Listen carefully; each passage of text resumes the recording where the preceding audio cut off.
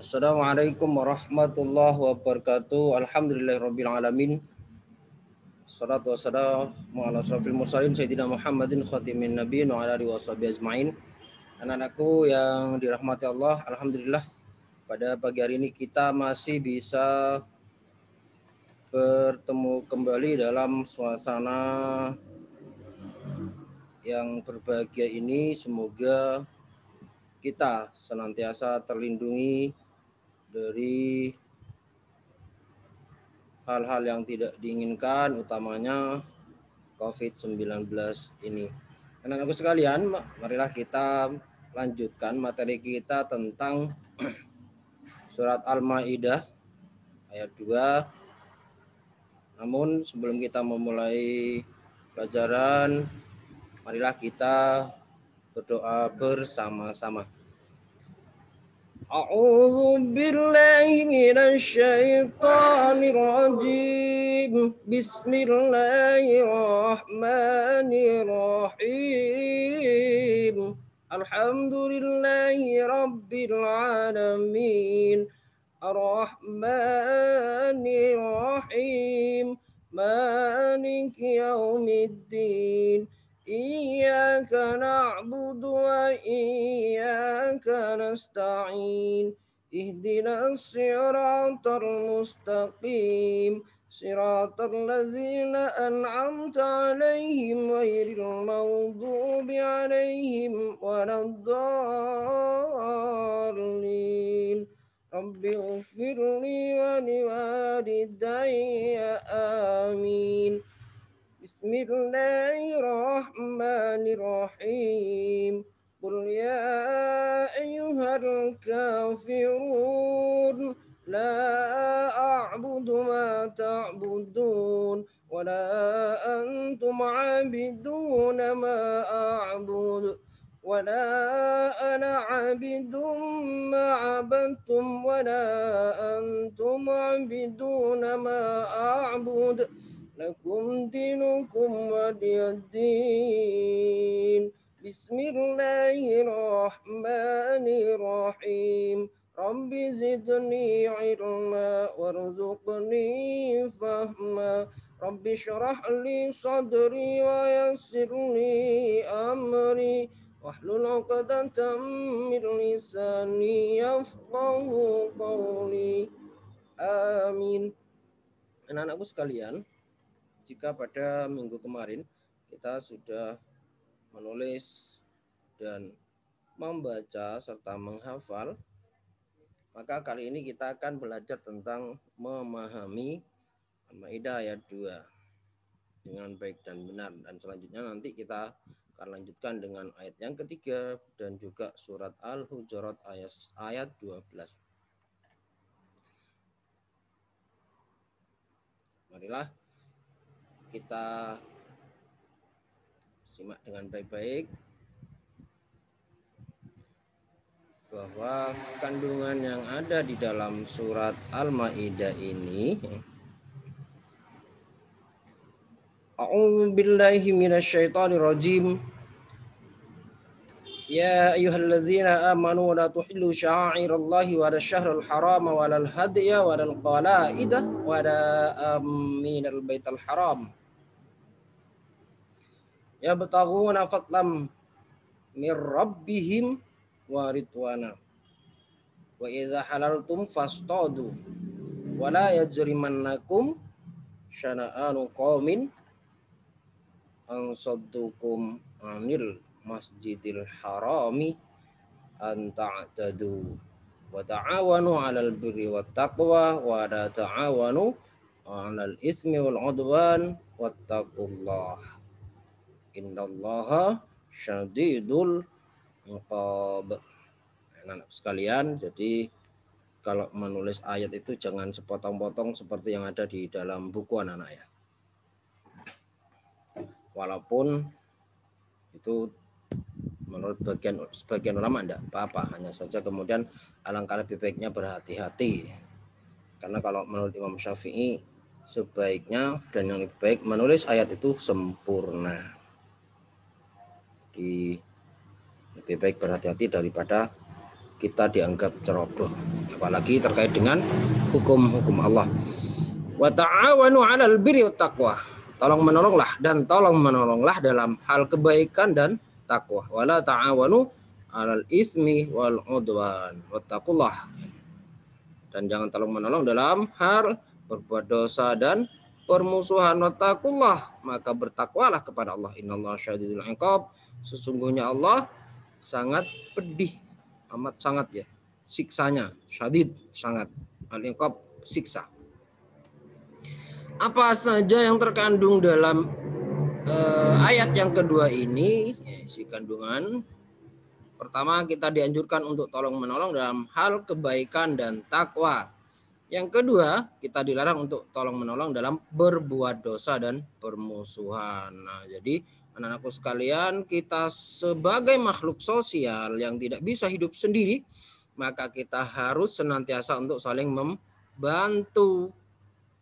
Jangan mentang-mentang kita orang kaya, jangan mentang-mentang semua kebutuhan kita tercukupi, bukan berarti kita bisa hidup sendiri, tidak bisa, anak. Orang yang kaya butuh petani misalnya. Kalau tidak ada petani tidak bisa makan nasi. Ya. Bukan makan beras anak-anak, tapi makan nasi. Makanya kemudian kita harus saling tolong menolong sebagai makhluk sosial, makhluk yang saling membutuhkan. Kenapa? Karena dalam hadis yang diriwayatkan Imam Abu Daud, al-muslimu akhul muslim. Islam itu dengan Islam yang lain adalah bersaudara, harus saling bantu, saling menolong. Dalam hal tolong menolong ini tidak terbatas pada agama, tapi semua lapisan masyarakat, perbedaan ras, perbedaan suku, bangsa, agama, kita harus tolong menolong selaku bangsa negara yang menganut berasaskan Pancasila. Jangan terbatas. Rasulullah pernah melakukan seperti ini juga. Suatu ketika ada orang kafir Quraisy yang sangat membenci Rasulullah. Dia buta dan setiap harinya dia menjadi pengamen. Sudah buta, kafir Quraisy, dia menjadi pengamen. Setiap hari Rasulullah datang memberi bantuan, menyuapi nasi setiap hari. Ketika Rasulullah menyuapi nasi, orang kafir Quraisy tadi yang sudah tua selalu mencaci Rasulullah, selalu mencaci dan membenci Nabi Muhammad. Tapi Nabi Muhammad yang ada di sampingnya diam-diam saja tersenyum. Sehingga suatu ketika Rasulullah sudah wafat, kemudian digantikan oleh Abu Bakar. Begitu Abu Bakar menggantikan menyuapi nasi, orang buta kafir Quraisy tadi bertanya, siapakah engkau? Kenapa tidak sama perlakuanmu seperti orang yang sebelumnya? Apa jawab Abu Bakar? Saya adalah Khalifah Abu Bakar. Terus siapakah gerangan yang dari kemarin-kemarin menyuapi saya setiap hari? Dia adalah Rasulullah Nabi Muhammad SAW yang selalu engkau benci, yang selalu engkau caci maki. Alangkah kagetnya orang itu. Orang kafir Quraisy, dia sedih, nangis, dan kemudian dia bertaubat. Nah, kita dianjurkan tolong menolong dalam kebaikan. Kita dalam, misalnya kita mengajak temannya untuk sholat berjamaah. Ini tolong menolong dalam hal takwa. Kemudian belajar dengan giat. Saling bekerja sama untuk belajar, membantu temannya yang kesulitan dalam belajar. Tapi tidak boleh memberikan contekan saat ujian. Membantu orang yang kesusahan. Ini wajib hukumnya. La yu'minu akhadukum hatta yuhibbu li akhihi man kana yu'minu billahi wal yawmil akhir. La yu'minu akhadukum hatta yuhibbu li akhihi ma yuhibbu li nafsihi. Tidak dianggap beriman seseorang apabila dia tidak la yuhibbu li akhihi, tidak mencintai saudaranya sebagaimana dia mencintai dirinya sendiri. La yuhibbu ahadukum hatta yuhibbu. La yu'minu ahadukum, tidak dianggap beriman seseorang hatta yuhibbu li akhihi, hingga dia mencintai saudaranya, hatta yuhibbu lahi kama yuhibbu li nafsi, sebagaimana dia mencintai dirinya sendiri. Jadi tolong menolong. Kita ada pengamen di lampu merah, ada pengemis, kita kasih, sisihkan uang kita. Makanya kita selalu bersyukur ya, anak-anak kita yang punya kesempatan sekolah ini bersyukur daripada mereka yang hidup di jalanan, tidak punya kesempatan untuk mengenyam pendidikan. Jadi tolong menolong dalam kebaikan, saling membantu, dan untuk bertakwa kita mengajak untuk sholat berjamaah, mengajak untuk mencari belajar dengan giat. Ini bagian dari hal takwa, menuju takwa. Karena mencari ilmu itu adalah wajib, anak-anak.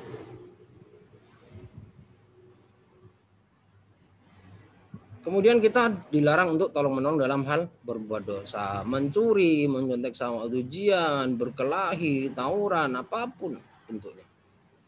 Begitu juga kita dilarang untuk berselisih karena ada perbedaan.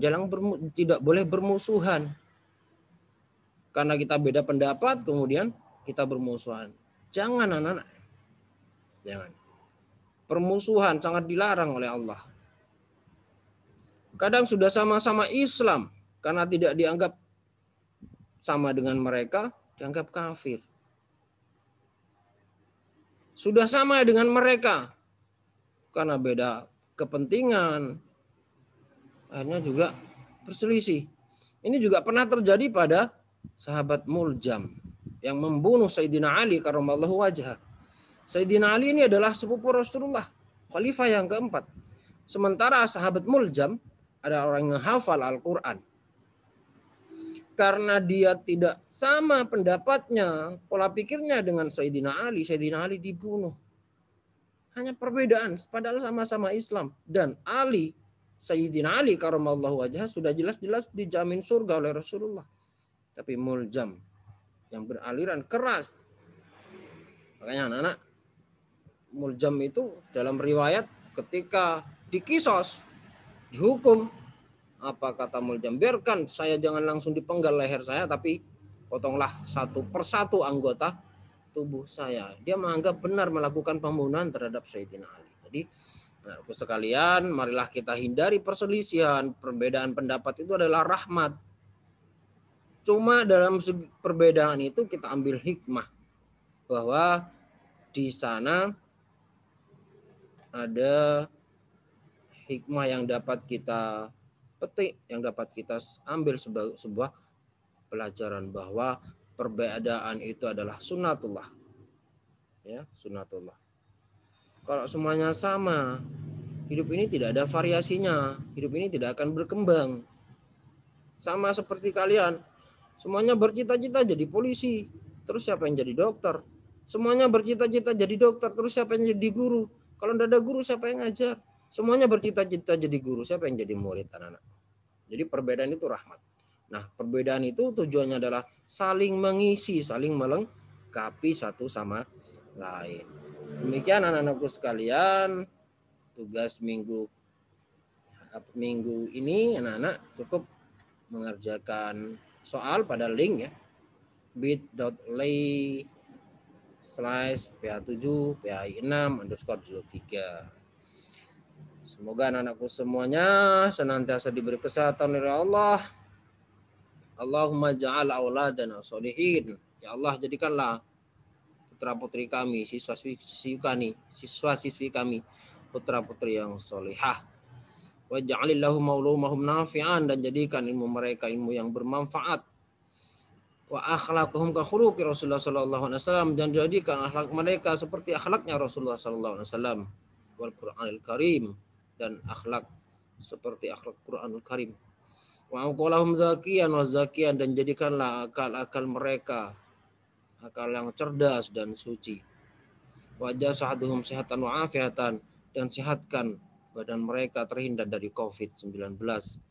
Wa arzaqahum rizqan halalan thayyiban mubarakan, dan berilah rezeki yang halal dan barokah. Amin ya rabbal alamin. Allahumma waffiq ila aqwamit thoriq. Wassalamualaikum warahmatullahi wabarakatuh.